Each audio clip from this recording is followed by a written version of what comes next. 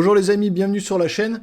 On va parler de la critique de l'épisode 4 de la saison 3 de The Mandalorian sur Disney+.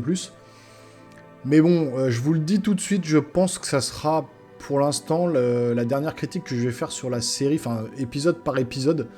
Je ferai une critique complète à la fin de la saison. Parce que déjà, premièrement, les épisodes durent 30 minutes, quoi, 30-35 minutes à peine, c'est le cas de l'épisode 4.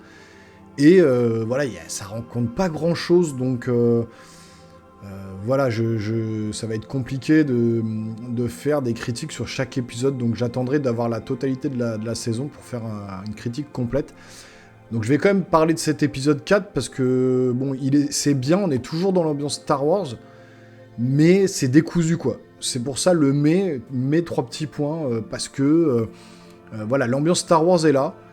J'aime bien retrouver cette ambiance avec les Mandalorians, avec voilà, les décors, avec les armures, avec tout le lore de Star Wars qui est présent. C'est assez intéressant, mais c'est décousu. Autant la semaine dernière, on avait une pseudo-intrigue sur les deux personnages, là, le médecin et puis la soldat qui l'a trahi. Donc on savait pas trop vers quoi il nous menait, peut-être vers le clonage, etc. Donc il nous faut tout un épisode là-dessus. Et d'un coup on revient sur les Mandalorians. On revient sur les Mandaloriens qui sont dans leur espèce de caste, là, ils sont tous ensemble, dans la caverne, et puis on nous raconte une histoire d'un gamin qui se fait enlever, un gamin mandalorien, et qui se fait enlever par une espèce de ptérodactyle, une espèce de grand dinosaure volant, et la mission pour les Mandalorians, ça va être de sauver ce gamin. Donc mission vraiment annexe qui n'apporte rien du tout à l'histoire, à part un petit fight avec le dinosaure, là, et puis voir les Mandalorians en action pour cet épisode.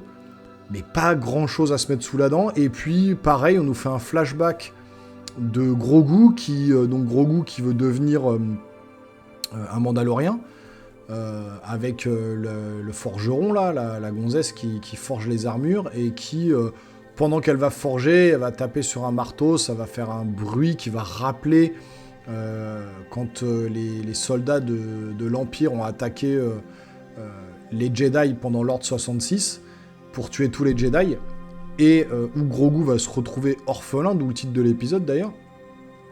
Et donc on nous raconte ce flashback avec Grogu qui voit les Jedi se faire tuer, qui est sauvé par un Jedi qu'on connaît pas, un Black, alors qu'il y a une espèce de cape avec des dorures, donc je pense que c'est un Jedi un peu élevé dans la hiérarchie des Jedi, qui arrive à sauver Grogu, qui le prend sous son aile.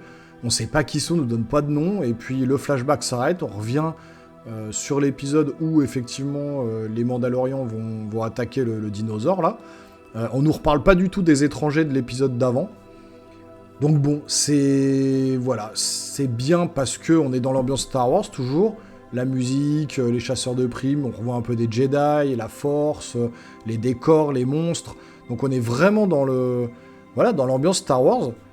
Mais c'est décousu, je sais pas vers où il nous emmène, quoi. C'est-à-dire que il y a un épisode où on nous amène de l'intrigue, un autre épisode où on nous amène le flashback de Grogu avec son passé. En même temps, sur le même épisode, on nous montre une espèce de mission annexe, sauvons l'enfant Mandalorian, enlever des griffes du dinosaure. Bon, voilà, c'est un peu en dents de scie, quoi, cette série. J'aime beaucoup parce que, voilà, je vous dis, je suis fan de Star Wars et je retrouve l'ambiance Star Wars d'après épisode 6, quoi. On est vraiment dedans. J'aimerais bien qu'on revoie Luke Skywalker, j'aimerais bien que l'intrigue se développe un peu plus, qu'on nous indique un peu vers où on va, quoi. Je veux dire, toutes les séries qu'on regarde, l'intrigue monte crescendo, on comprend petit à petit à chaque épisode vers quoi ça va mener. Là, on sait pas du tout vers quoi ça va mener, qu'on comprend rien. Bon, ça se regarde vraiment comme ça, c'est des épisodes qui durent 35 minutes. D'un coup, il y a un épisode d'1 heure, quasiment, après c'est 35 minutes, après c'est 30 minutes, après c'est 40 minutes, c'est complètement décousu. Donc je sais pas comment ils ont construit leur série, leur saison. Donc voilà, ça sera la dernière critique sur l'épisode par épisode pour la série The Mandalorian. en sachant que ouais, ça fait pas beaucoup de vues, donc j'ai pas l'impression que ça vous intéresse beaucoup. Donc c'est pas utile non plus que je perde tout mon temps. Vaut mieux que je m'investisse peut-être dans d'autres vidéos, peut-être gaming ou autre. D'ailleurs, vous avez sur ma chaîne là la vidéo de la critique de John Wick 4 que j'ai été voir donc hier. La folie, hein. Par contre là, le film c'est une tuerie, donc allez voir ma critique et allez voir surtout le film, parce que ça vaut vraiment le détour, c'est un truc de malade mental, donc n'hésitez pas.